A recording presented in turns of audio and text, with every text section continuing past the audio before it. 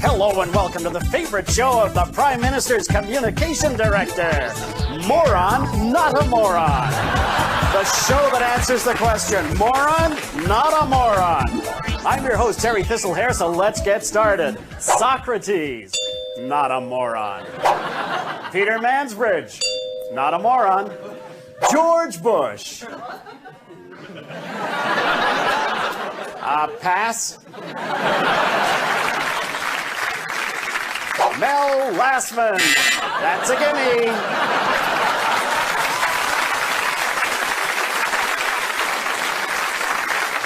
Let's go to the Canadian Tire couple. Moron, moron. Homer Simpson.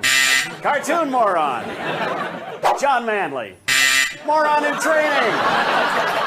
Michael Jackson. No? Okay, it's a bit of a trick question. Actually, he's insane. And that's it for Moron, Not a Moron. I'm Terry Thistlehair reminding you the communications director of today is the unemployed moron of tomorrow. Say goodbye, Francine. It's been good. Bye-bye. And now, a Canadian moment. What you got there, Al? BlackBerry.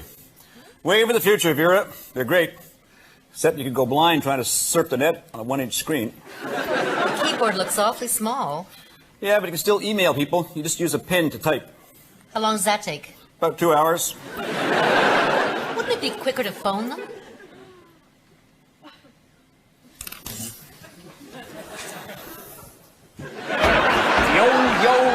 Yo, boys. What up in the crib? Just chillin'? Let me guess, Sam. You've been to see the M&M movie. Oh, yeah. 8 Mile. How was it? I got through 4 miles. Then I went next door and snuck into the Harry Potter. Kids love that little guy. Harry Potter. M&M. I couldn't believe the language. M&M. Harry Potter. What the heck is a muggle? So the Romano report was finally released? What did he have to say about our healthcare system? We should have one. Good one, Al. Says the federal government should put $15 billion into provincial hospitals, but he's not going to increase taxes. Well, how are they going to raise that kind of money?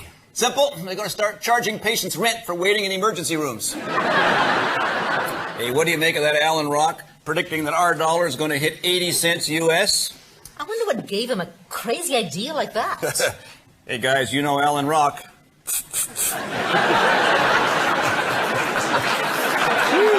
And you know, it looks like the Walmart is going to open discount bulk warehouse stores up here. Going to call them Sam's Club.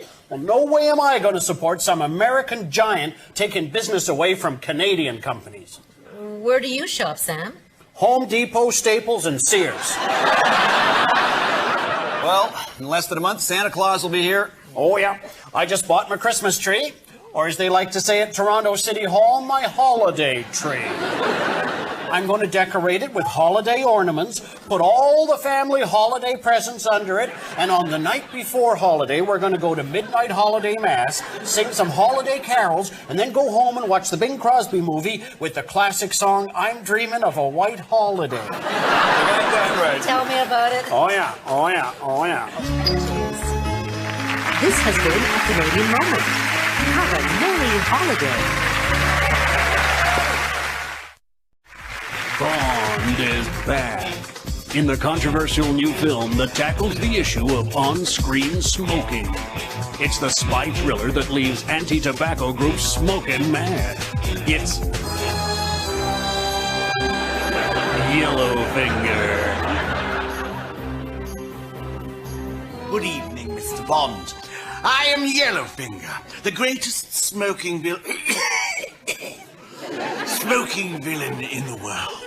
Yellowfinger, what evil scheme are you planning? Oh, Mr. Bond, you make me laugh.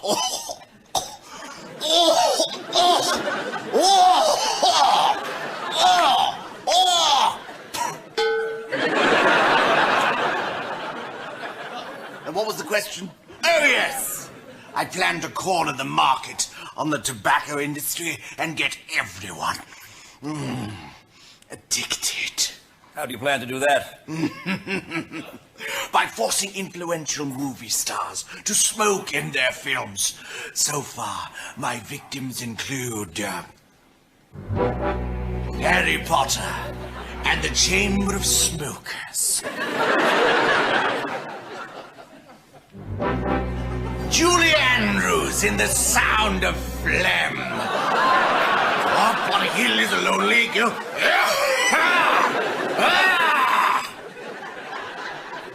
And the sleeper hit. My big fat Greek tumor! But that's not all, Mr. Bond. No. After I control the tobacco industry, I will inflate cigarette prices to a ridiculous level.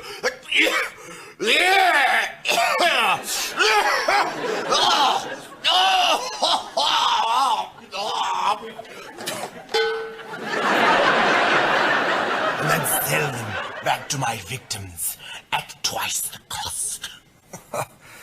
Yellowfinger, you're too late. The government of Canada's already done that. Damn that Jean Chrétien. I thought I was evil. So, I guess I can go then. Well, all right, on your way then. No! Not so fast, Mr. Bond. Yes, Mr. Bond.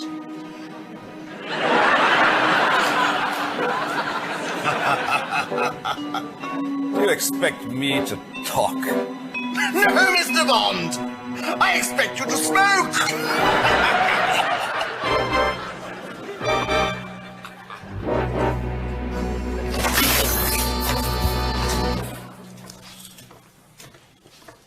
How did you do that?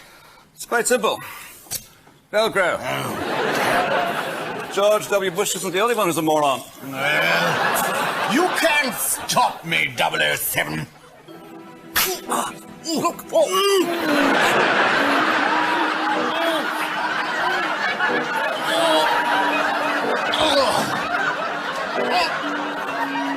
See, the patch really does work. Yellowfinger. Fast Coming bits, to a Figure. designated smoking theater near you. Rated PC. Probable coroner.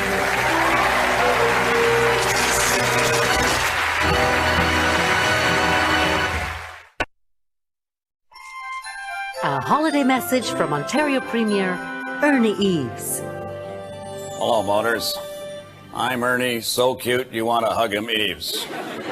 As we head into the Christmas season, I hear concerns over soaring hydro rates, doctor shortages, unfair property tax assessments, education shortfalls, the welfare system, inadequate health care funding, deteriorating provincial infrastructure. But aside from that, things are going quite well. I want you to remember I inherited this mess from the previous provincial finance minister. Wait a minute, that was me. Tell you what, let's forget about the past and look to the future. How does the future look? Here to help me are my chief advisors, blues legends Blind Willie Feldman and T-Bone Jones. Ernie Eves, our guide. A premier of note. Next election, he'll be high. You're gonna buy your vote. I love those guys. Recently, our province has suffered a serious shortage of qualified doctors. To rectify this problem, I have decided to lower the qualifications. Or is there another solution? We need more doctors of trees. Ills like measles and malaria. We gotta get more MDs. So we'll import them from Bulgaria. Oh, yes, indeed. The future is shaping up nicely, isn't it? Now, this hydro thing, the rates went sky high, so I am giving out rebate checks to help you pay your monthly bills. Where will I get this money to help pay your hydro bills?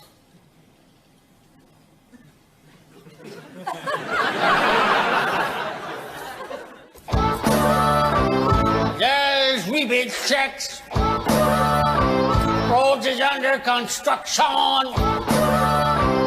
He's wrecked our hydro system. He's the early eaves of destruction!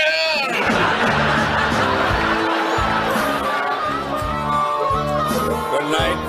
That check is in the mail.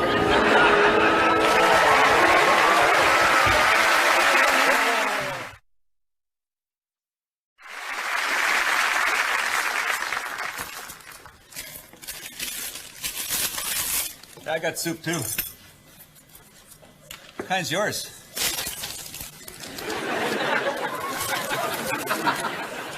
You talking to me? What kind of soup you got? Tomato. Just tomato? Yes, just tomato. I only trust soups with one-word names. Like tomato. Or pea. Or chicken. Well, I'm not finished. Vegetable. Minestrone. Squirrel. Rat. Horse. Otter. Seaweed. Toad. Budgie. Slug. Oh, it slides right down. Slug. I don't like people who don't eat one-word soups. Oh, it makes me crazy. Makes me want to get my axe and visit them late at night. Come into the house while they're sleeping and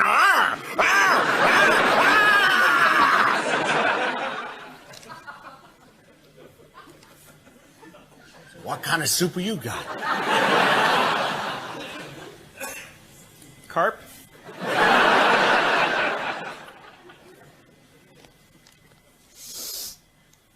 Smells good. You smell good.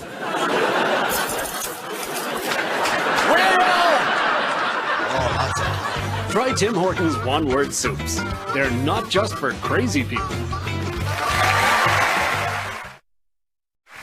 The Dyer Report. Tonight, a look at the situation in Iraq with international affairs analyst Gwyn Dyer, who knows all about getting bombed. I consider myself an average person with an incredibly sharp sense of fashion and an extremely high IQ. Naturally, I like a good war as much as the next man. But I'm sorry, who can enjoy bloodthirsty conflict when the public disagrees on proper pronunciation? For instance, the theater of engagement. Is it Iraq or Iraq? Iraq or Iraq? How can we attack a country when we can't even agree how to pronounce it? Come on, people, get your act together. How hard is it to agree how to articulate 4 letters? And while we're on the subject, where's the U after the Q? Do we really have to worry about a country that can't even afford to buy a proper vowel? Let us now look at the villain of this scenario. Is it Saddam, Saddam, Sodom, or Sodom? Please check the Oxford and commit. Also heavily involved in Middle East affairs is a certain prominent religious group.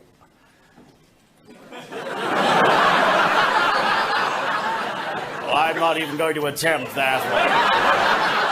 Oh, I could go on about temperature, February, and Wednesday, but I'll save that for my mini-series. In these direst of dire times, I'm Gwyn Dyer for the Dyer Report.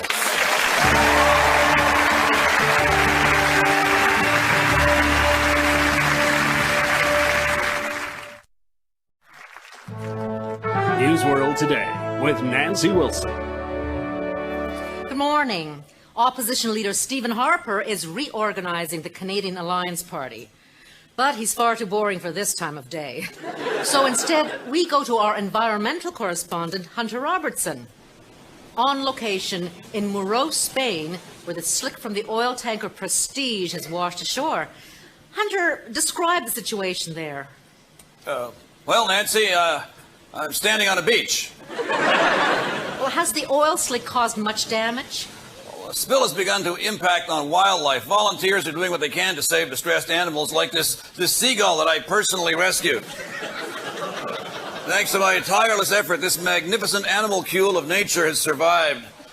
Fly, my lovely winged creature. Fly off into the sunset to languish in your Aeolian freedom.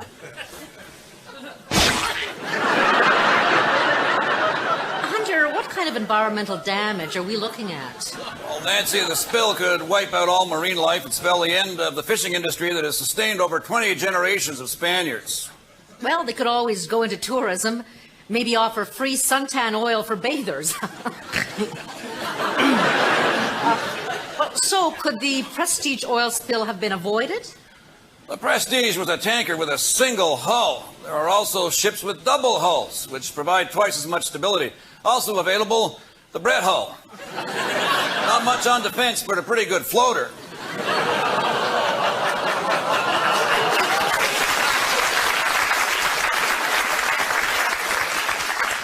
Hunter, is this spill as bad as the Exxon Valdez? Nancy, it's a real mess. There's thick, gooey oil everywhere. Well, what kind of cleanup time frame are we looking at? Well, it's going to take a long time, Nancy. Let me show you a particularly bad spot over here. Well, we're almost out of time. The last word goes to you, Hunter Robertson. Hunter?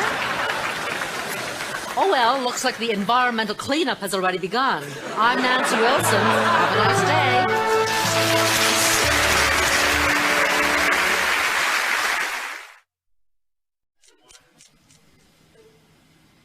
Take a deep breath in. And now let it out. Okay. Another one, please. Well, this does not look good. Doctor, what's wrong? Well, the stethoscope's broken and the warranty ran out last month. Serves me right for buying it at Costco. What about me? Oh, you're perfectly fine for a 55-year-old smoker. I'm not 55 and I don't smoke. Oh. Maybe you need a flu shot. Oh, well, I'm not so sure about that. I heard there may be side effects. Oh, nonsense. The chances of having a horrible, life-threatening reaction are less than 50-50. You know, I've been giving flu shots for over 10 years, and only a handful of my patients have died on me. I think I'll pass. What are you, chicken? I'm a chicken. I'm afraid of a side effect. Are you all right, Doctor? Oh, yeah, I'm fine. Just a slight reaction to the shot I gave myself a little earlier. Eva! Get out of the bunker! Schnell! I still have antlers. It's a long way to Tipton Cherry. Whoa! Oh, my head. Auntie Anne. They were flying monkeys. I'm not a mad cow. I'm just really pissed off. Move!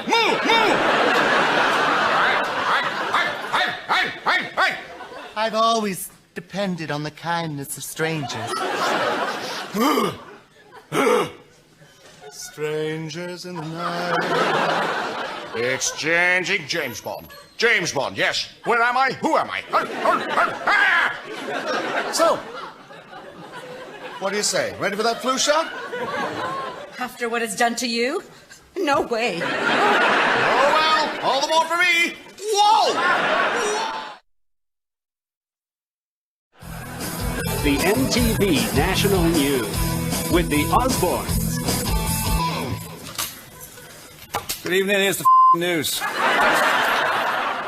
that? It's there to illustrate the story. It's called a graphic. I don't care if it's called Christine Aguilera. I lost my concentration.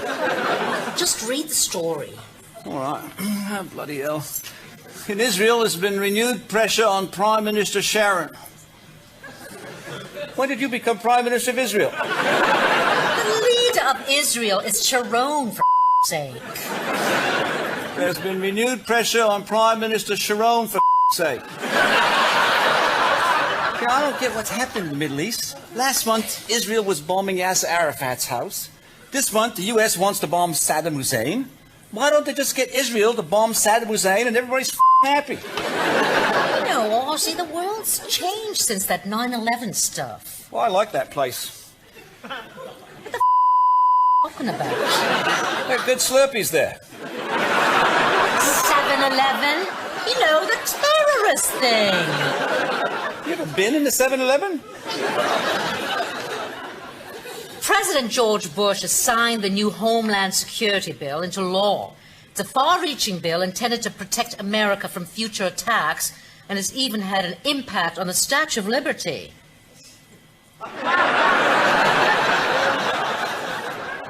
Miss World pageant is moving to London after massive rioting in Nigeria.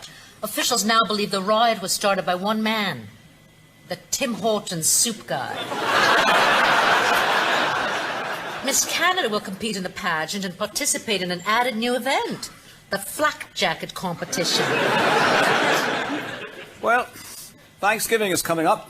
Aussie, it was yesterday.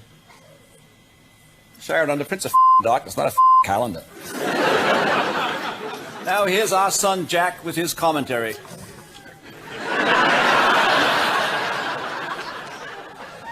Well, it's American Thanksgiving. What the should we give thanks for? Well, there's Cameron Diaz's rack.